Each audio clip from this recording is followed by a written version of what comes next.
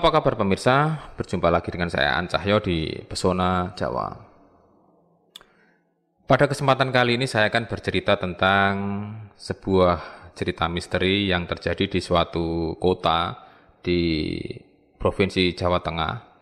Dan saya tidak akan menyebutkan daerahnya dan juga nama orang ataupun kapan kejadian itu terjadi ya. Tapi ini berdasarkan kisah nyata. Betul-betul cerita sesungguhnya. Dan saya tidak ingin cerita ini kalau menyebutkan nama dan tempat akan menyinggung perasaan seseorang yang akan menjadi masalah di kemudian hari. Cerita ini menceritakan tentang seorang wanita yang sangat kaya raya sekali. Kekayaannya itu sangat besar.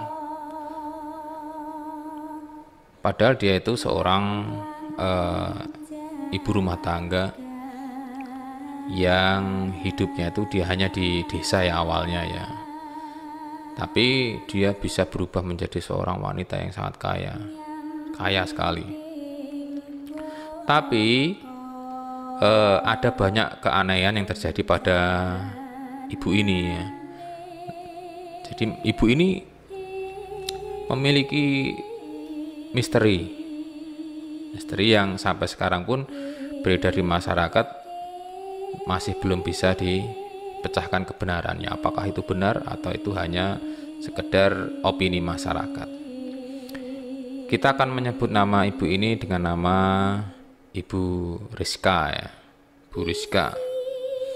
Bu Rizka ini seorang wanita karir, walaupun dia awalnya ibu rumah tangga.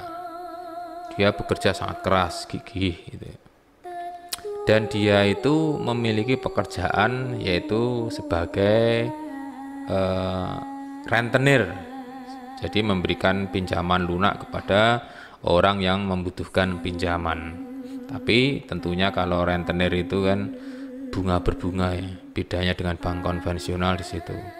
Jadi bunga masih harus membayar bunga lagi kalau tidak bisa membayar di jatuh tempo pembayarannya.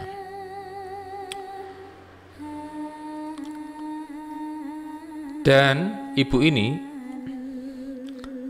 memiliki kebiasaan di mana kebiasaan dari ibu ini adalah memakan daging ya, daging mentah. Dan itu dilakukan di pasar ya, di tengah pasar itu dia membeli daging dan dia memakan daging itu dengan enaknya. Dan itu dia tidak ada perasaan sungkan atau perasaan malu gitu ya. Dia memakan daging itu.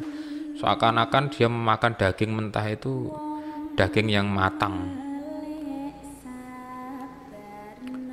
Dan itu sangat enak sekali bagi dia. Dan tentunya itu tentu sesuatu hal yang aneh ya bagi orang-orang yang melihatnya. Mereka menarik kesimpulan bahwa ibu itu memiliki pesugihan.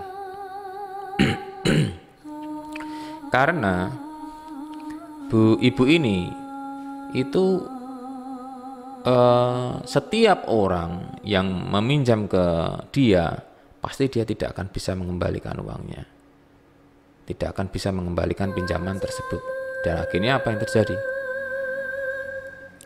Disitalah aset dari orang yang meminjam uang tersebut.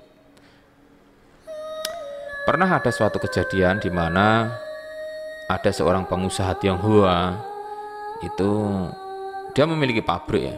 Dia memiliki pabrik dan dia kesulitan keuangan. Saat itu dia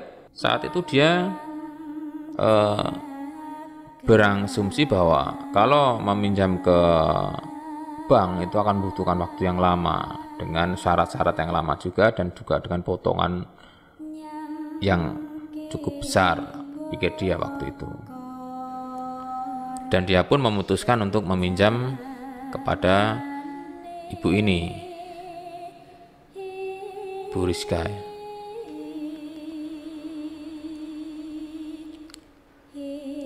Dia beranggapan bahwa kalau seandainya dia meminjam uang itu akan cepat selesai dan akan segera mengatasi masalah keuangan di perusahaannya. Pengusaha ini memiliki pabrik tepung, bergerak di bidang tata boga ya. Jadi dia yakin bahwa operasional dari pabrik tersebut akan segera teratasi dan akan biayanya utang itu akan segera terpenuhi dengan hasil dari pabrik tersebut. Akhirnya dia pun memutuskan untuk meminjam pada Bu Rizka. Dia meminjam tentunya dengan potongan yang sedikit, administrasi sedikit ya. Karena dia yakin betul waktu itu. Akhirnya dia mendapatkan pinjaman. Waktu pun berjalan. Dan apa yang terjadi? Apa yang ditargetkan oleh pengusaha tersebut tidak sesuai dengan apa yang dia rencanakan. Di mana ada saja masalah yang terjadi di pabrik perusahaannya itu. Seperti mesin yang sering rusak, terus produksi yang tidak maksimal, dan juga hasil juga tidak maksimal, pasar juga kurang bagus. Dan akhirnya dia pun menunggak beberapa bulan. Awal bulan dia lancar bayar, bulan kedua lancar, 3 lancar. Setelah itu timbullah kemacetan tersebut. Dan dengan adanya kemacetan tersebut, apa yang terjadi? Bunga yang harusnya dibayar tepat pada waktu itu harus berbunga. Dan apakah masalah tersebut selesai? Tidak. Di bulan berikutnya pun perusahaan tersebut juga tidak bisa menutup atau membayar bunga tersebut. Dan akhirnya berbunga terus demikian. Akhirnya streslah si pengusaha Tionghoa ini. Semua aset akhirnya disita oleh Ibu Rizka. Semua disita. Dan akhirnya pengusaha tersebut jatuh bangkrut. Semua apa yang dia miliki itu habis-habisan. Sebenarnya apabila kita melihat dari cara kerja rentenir ini sebenarnya masuk akal ya, karena dia bunga berbunga. Jadi masuk akal apabila hutang pokok itu akan sangat besar sekali nanti setelah waktu yang ditentukan itu. Seandainya pinjam 10 juta, nanti kita mengembalikan itu lebih dari beberapa puluh juta. Sebenarnya itu masuk akal. Cuman di kasusnya Bu Rizka ini lain. Pengusaha itu tidak bisa bayar sama sekali. Awalnya lancar, tapi setelah itu tidak bisa bayar. Karena apa? Banyak sekali masalah yang terjadi di perusahaan pengusaha tersebut. Dan itu tidak hanya terjadi pada pengusaha tersebut. Banyak kejadian yang orang yang berutang kepada Bu Rizka ini juga mengalami hal yang sama. Dia pasti ada kendala, banyak sekali kendalanya. Seperti ada kemacetan, seperti ada masalah, ada kejadian yang tidak terduga, dan akhirnya dia tidak bisa membayar hutang tersebut. Apalagi didukung oleh kebiasaan Bu Rizka ini yang sering makan daging mentah ya, di pasar. Dia sering lakukan tersebut, dan itu dilakukan di depan orang banyak, di depan khalayak ramai, dan dia tidak malu. Dan ibu ini juga memiliki anak. Anaknya banyak ya. Salah satunya adalah memiliki klinik kesehatan, klinik kecantikan, seorang dokter kecantikan. Nah, disinilah anehnya. Seandainya Bu Rizka ini memiliki pesugihan atau memiliki penglaris atau apalah sejenisnya, tidak pernah ada satu kejadian korban jiwa yang terjadi. Seperti anak-anaknya, seperti karyawannya, seperti orang yang berutang itu juga tidak ada. Cuman setiap orang berhutang kepada Bu Rizka ini tidak bisa membayar hutangnya. Itulah misteri dari kisah ini. Dan itu masih terjadi sampai sekarang.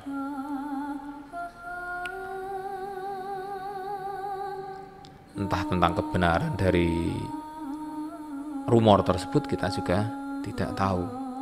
Apa betul beliau memiliki pesugihan atau tidak. Dan sampai sekarang pun dia baik-baik saja. Dan juga dia pergi berhaji juga baik. Semua baik. Kalau menurut Anda, kira-kira apa sebenarnya yang dilakukan oleh Bu Rizka ini? Apa beliau memiliki pesugihan atau beliau ini memiliki otak yang cemerlang ya? Kira-kira seperti apa menurut Anda? Dan hikmah dari cerita ini adalah hendaklah apabila kita itu ingin berusaha, kita itu harus betul-betul jeli, betul-betul teliti dengan apa konsekuensi yang akan kita lakukan. Apalagi kalau kita berhutang untuk usaha kita harus betul-betul tahu apa dengan kita berhutang itu kita bisa menutup dengan usaha kita. Jadi kita harus berpikir masa betul. Kalau kita harus utang itu harus berpikir 1000 kali ya, bukan hanya 100 kali. Semua hal kemungkinan itu harus kita pikirkan. Jadi kejadian seperti pengusaha Tionghoa ini tidak terjadi. Itu yang pertama. Yang kedua, tentunya kalau seandainya Bu Rizka ini memiliki pesugihan, tentunya tidak baik untuk kita. Jadi tidak perlu kita meniru apa yang dilakukan oleh Bu Rizka ini. Karena apa? Hidup itu hanya sementara. Harta tidak akan dibawa oleh kita, akan kita tinggalkan. Dan yang ketiga, apabila Bu Rizka ini tidak memiliki pesugihan seperti yang diceritakan orang-orang, apakah kita lebih baik daripada Ibu Rizka? Tentu tidak. Karena apa? Kita sudah berburuk sangka. Sudah. Dan tentunya itu tidak baik untuk kita, akan menambah dosa kita dan tentunya akan membuat langkah kita itu tidak bisa baik di nantinya. Jadi akan menghambat langkah kita. Oke pemirsa, demikian apa yang bisa saya sampaikan. Semoga hikmah dari cerita ini bisa kita petik, di mana hendaklah kita selalu berhati-hati dalam membuat suatu keputusan. Setiap langkah kita harus kita pertanggungjawabkan. Karena apa? Kesempatan itu tidak akan datang kedua kali. Saya An Cahyo di Pesona Jawa.